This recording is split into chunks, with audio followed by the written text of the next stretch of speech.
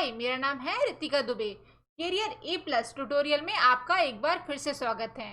तो हम यहाँ पर देख रहे हैं कि हमारा जो कॉन्स्टिट्यूशनल फ्रेमवर्क बन के तैयार हुआ, इससे पहले कौन कौन से एक्ट आए, तो आज हम पढ़ने वाले हैं 1833 का एक्ट। ओके, तो आप यदि UPSC, state PSC, railway, SI, police किसी की भी तैयारी कर रहे हो और उसमें यदि जनरल स्टडीज आती है तो आपके लिए ये डेफिनेटली बहुत ही यूजफुल वीडियो है। ओके, तो बने रहिए। धीरे धीरे हम करके देखेंगे कि हमारा कॉन्स्टिट्यूशन ऑफ इंडिया कैसे बना है। तो हम देख रहे हैं कि रूल इन इंडिया किस किस ने हमारे देश पर रूल किया। तो सबसे पहले हम कंपनी की बात करते हैं, मतलब ईस्ट इंडिया कंपनी। तो इन्होंने 1773 से लेकर 1858 तक कंपनी का शासन था। फिर आया क्राउन का शासन 1853 से लेकर हमारा जब तक देश आज़ाद हुआ 1947, जब तक क्राउन का शासन यानी ब्रिटिश रूल था। तो हमने इस श्रृंखला में कौन कौन से एक्ट देख लिए हैं। तो हमने रेगुलेटिंग एक्ट देख लिया है, अमेंडमेंट एक्ट देख लिया है, पिट्स इंडिया एक्ट देख लिया है। इसके बाद 1786 का, 1793 का एक्ट और चार्टर एक्ट 1813 भी मैंने आपको बता दिया है। अभी हम देखने वाले हैं 1833 का जो चार्टर एक्ट आया, इसमें कौन कौन सी अलग बातें थी और हमारे कॉन्स्टिट्यूशनल फ्रेमवर्क को बनाने में इसने कुछ हेल्प करी है। तो ये सब हम इस लेक्चर में देखने वाले हैं, तो आप बने रहिए। देखिए, सबसे पहले 1833 का जो चार्टर एक्ट है वो क्या है। 1813 का जो चार्टर एक्ट आया था उसको ही रिन्यू करके इन्होंने भेजा है। कहा है कि 20 साल बाद ये एक्ट आया है रिन्यू करके 1833 के चार्टर एक्ट के नाम से। तो इसको सेंट हेलेना एक्ट भी कहा जाता है। तो इसको सेंट हेलेना एक्ट क्यों कहा जाता है ये हम आगे चल के देखेंगे। फिलहाल आप देखिए कि ये 20 साल बाद ये एक्ट आया है।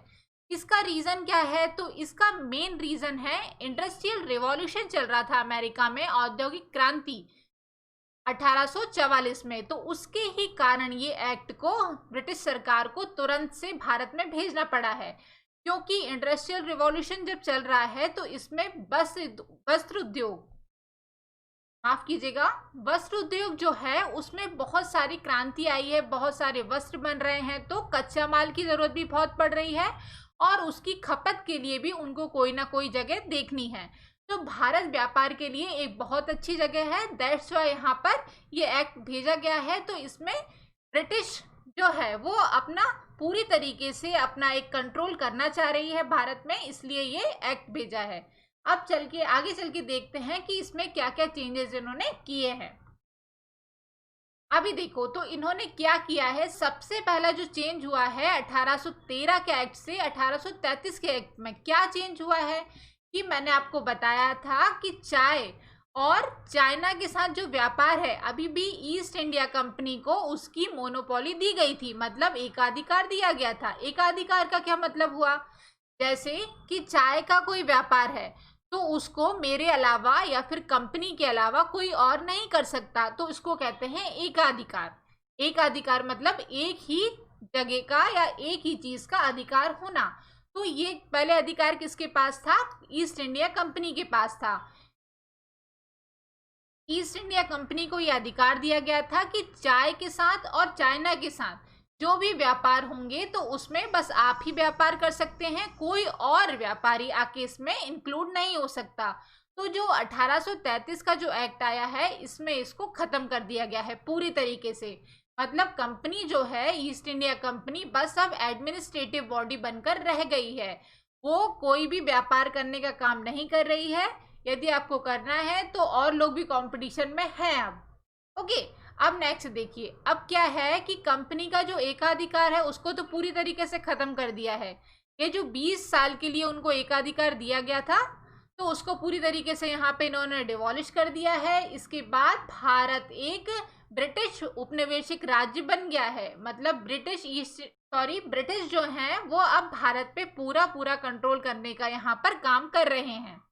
ठीक है, अब क्या हो रहा है, 1833 में एक बहुत मेजर चेंज आया है, ये एग्जाम में भी पूछा जाता है, इसको आपको थोड़ा याद रखना है। इसका जो चार्टर एक्ट आया है उसमें एक मेजर चेंज आया है। उसमें क्या मेजर चेंज आया है कि बंगाल के जो गवर्नर है उनको गवर्नर जनरल कहा जाने लगा है अभी। फर्स्ट गवर्नर जनरल कौन है? तो विलियम बेंटिक है। तो ये जो बंगाल है, ये बंगाल टाइगर है ना? तो यहाँ पर पूरा पूरा कंट्रोल अब किसका हो गया है?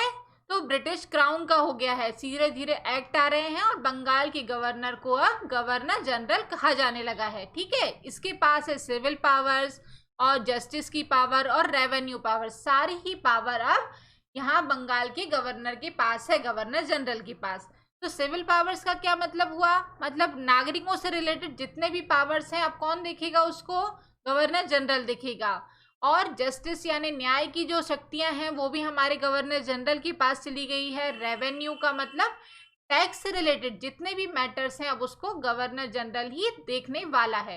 ओके, तो अब पहले गवर्नर जनरल कौन है? तो आपको ये याद रखना है, विलियम बेंटिक है। अब नेक्स्ट चलते हैं। तो क्या हुआ है कि ब्रिटिश अधिकृत जितनी भी जगह हैं वहां पर गवर्नर जनरल का पूरी तरीके से कंट्रोल हो गया है। इसका क्या मतलब है? मैंने आपको बताया कि बंगाल के गवर्नर को गवर्नर जनरल कहा जाने लगा है।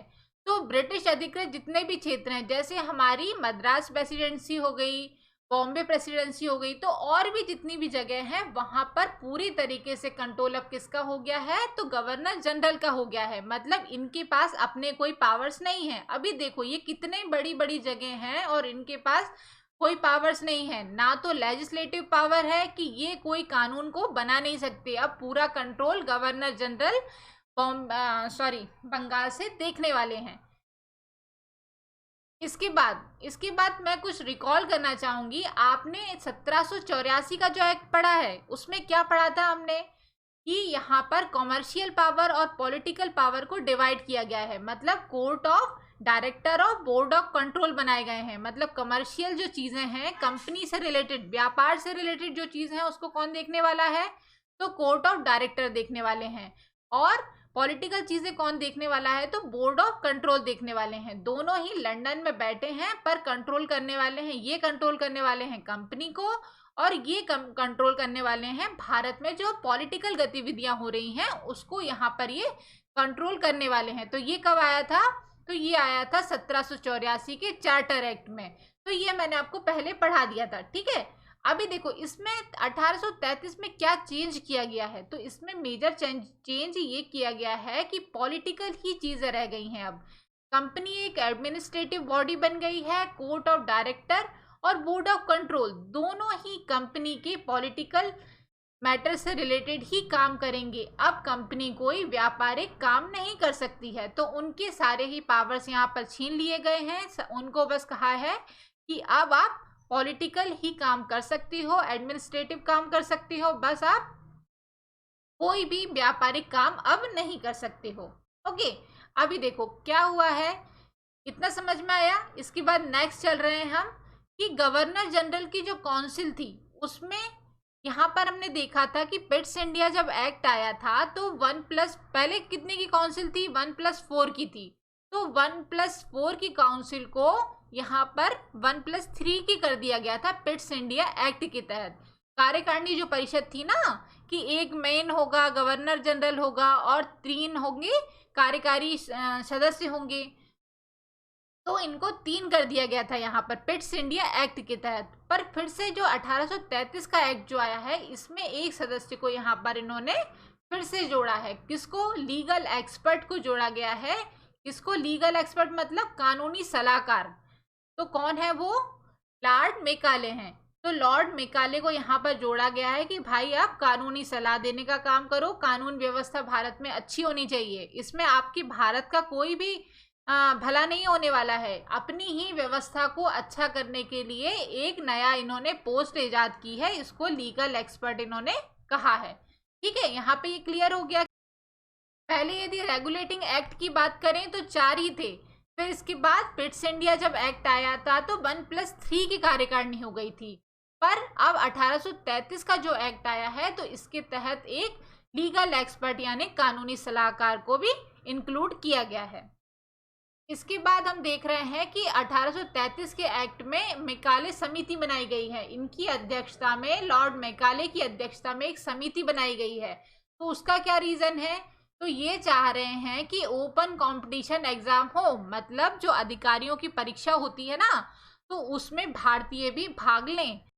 भारतीयों को यहाँ पर पहले एग्जाम देने की अनुमति नहीं थी। किसके लिए? हायर रैंक के लिए।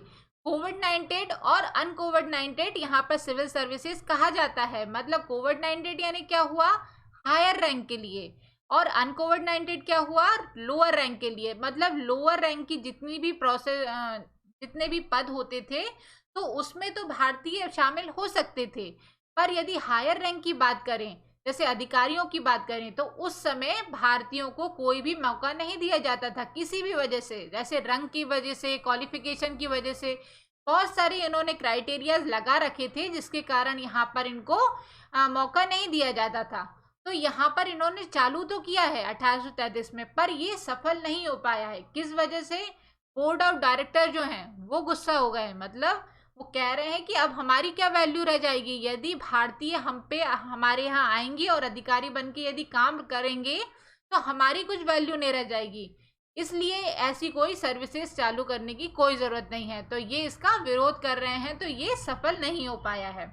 ओके, इसके बाद क्या हुआ है? 1833 के एक्ट के बाद एक बड़ा चेंज ये भी हुआ है कि दास प्रथा का उन्मूलन हुआ है।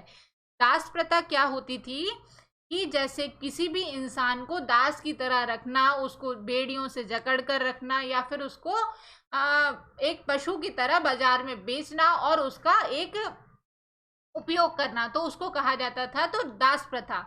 तो 1843 में दास प्रथा का उन्मूलन किया गया है। किसने किया है? लॉर्ड एलनबरो जो प्रथम जो थे, इन्होंने आंग्ल और अफगान युद्ध जो है उसको खत्म करने के बाद इसको इन्होंने ब्रिटिश साम्राज्य, इन्होंने सिंध को है ना पूर्ण रूप से ब्रिटिश साम्राज्य में मिला लिया था। इसके बाद ही दास प्रथा को खत्म किया गया है। इसके बाद मैंने आपको बताया था ना, इसको सेंट हेलिना एक्ट भी कहा जाता था। तो ये बहुत ही महत्वपूर्ण है, इसको थोड़ा सा समझ लो कि सेंट हेलिना एक्ट क्यों कहा जाता था।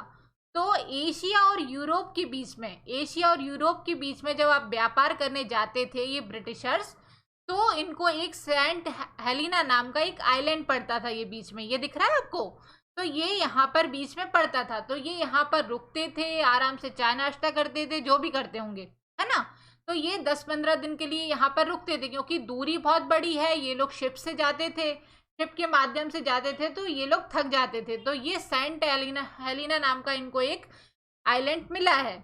तो यहाँ पर जाके ये रेस्ट कर रहे हैं। पर धीरे धीरे क्या हो रहा है कि 1659 में ईस्ट इंडिया कंपनी इस पे सेंट हेलिना आइलैंड पे अपना कब्जा कर लेती है, और 1673 जब आता है तो सेंट चार्ल्स द्वितीय रहते हैं उस टाइम पे, तो वो उनको कब्जा करने का पूरी तरीके से अधिकार देते हैं। किसको? ईस्ट इंडिया कंपनी को, कि अब ये जो सेंट हेलिना आइलैंड है वहां पर भी आप अपना अधिकार कर सकते हो। तो देखो, भारत ही नहीं है अभी इनके कब्जे में, बहुत सारी जगह ये धीरे धीरे करके अपने कब्जे में करने की कोशिश कर रहे हैं। और ब्रिटिशर्स ने नेपोलियन को भी यहीं पर रखा था, और बाद में इनकी मृत्यु भी सेंट हेलिना आइलैंड पे भी हुई थी। तो ये भी आपके लिए एक इम्पॉर्टेंट क्वेश्चन बन जाता है। इसके बाद ईस्ट इंडिया कंपनी को कंट्रोल करने के लिए ही ये एक्ट आया है। तो आपको यहाँ पर एक चीज़ समझ में आ रही होगी कि ये सारे एक्ट जो हैं वो भारतीयों के लिए नहीं आ रहे हैं। ये सारे ही एक्ट जो हैं ईस्ट इंडिया कंपनी को ब्रिटिश सरकार जो है वो अपने कंट्रोल में करना चाहती है, इसलिए ही सारे एक्ट आ रहे हैं। और ये 1833 का जो एक्ट है महत्वपूर्ण इसलिए भी है कि इसका संबंध सेंट हेलिना आइलैंड से भी है। ओके, तो यहाँ पर मेरे हिसाब से क्लियर हो गया होगा कि सेंट हेलिना आइलैंड कहाँ था और क्या था, उसका मकसद क्या था। तो ये कई बार आपसे क्वेश्चन पूछ लेता है कि कौन से एक्ट को सेंट हेलिना एक्ट भी कहा जाता है, तो 1833 के एक्ट को कहा जाता है। अब यहाँ पर आपको सारे ही नोट्स मिल जाएंगे। मैंने आपको जो ब्रीफ में बताया है ना क्या क्या हुआ है, औद्योगिक चीज़ें हमने अभी तक पढ़ी हैं, उसको ही मैंने यहाँ पर नोट्स के फॉर्म में लिख दिया है। तो चाहे तो आप वीडियो को पॉज करके, या फिर आपको इसकी PDF फाइल भी मिल जाएगी, तो आप इसको डाउनलोड कर सकते हैं। तो ये हमारा करियर अपॉर्चुनिटीज़ का चैनल है, इसमें आपको किसी भी एग्ज़ाम की जानकारी इसमें मिल जाएगी, जैसे कि MPPSC की प्रिपरेशन कैसे करें, या फिर किसी भी एग्ज़ाम को लेकर आपको कोई डाउट है तो आप इस चैनल पर जाकर देख सकते हैं। हमसे कमेंट में आपके डाउट्स भी पूछ सकते हैं। इसमें 2 लाख से ज़्यादा सब्सक्राइबर हैं। आपको यहाँ पर बहुत सारे यूजफुल वीडियोस मिल जाएंगी। Okay, finally thanks for watching. कोई डाउट है तो कमेंट सेक्शन में पूछ लेना। Okay, bye bye.